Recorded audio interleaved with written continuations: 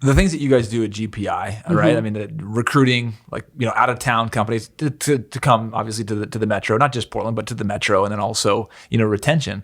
What is that?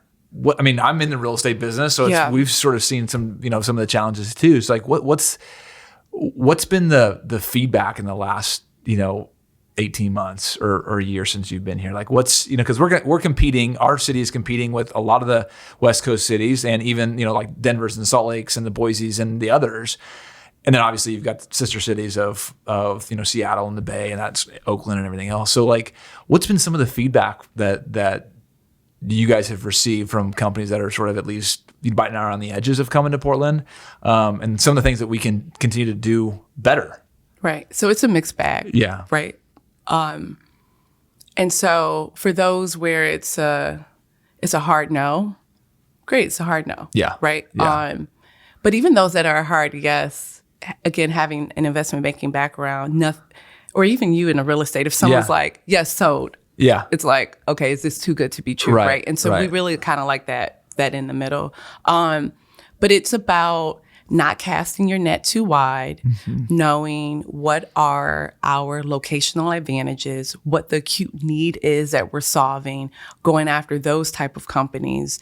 Again, we're not going to go after an auto company. We're not going to go after even maybe hard manufacturing, right? So it's knowing what our competitive advantages are, and working that from that angle. Yeah. And it seems like we're starting to get one of the industries, biotech seems to be an industry that's like really knocking on the door with the Twist project that went on in Wilsonville, Absize expansion up in Vancouver. I mean, it seems like there's that industry as a whole, not just in Portland, but as a whole across the country has really exploded in the last 18 months. Yeah. So it's one of our emerging clusters, but I find with an emerging cluster, you kind of need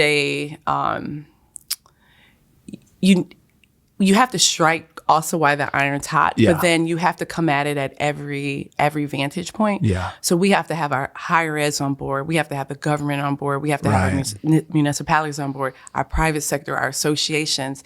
And I think when you get that momentum, that's how you can move an emerging cluster to a competitive cluster. And I don't know yet if Portland's on board. Yeah. It's a lot of constituents to bring together to say like, hey, are we going to write this path in that way? Or like, we all going to row together to get there? But I think there's a huge opportunity. Yeah. And COVID has revealed that, right? All the money that's coming out, right, from the NHS and all the health organizations, there's been a huge investment within health, within bioscience that we hadn't seen in years prior. And I think this is really a good perfect storm if we want to take it. Yeah.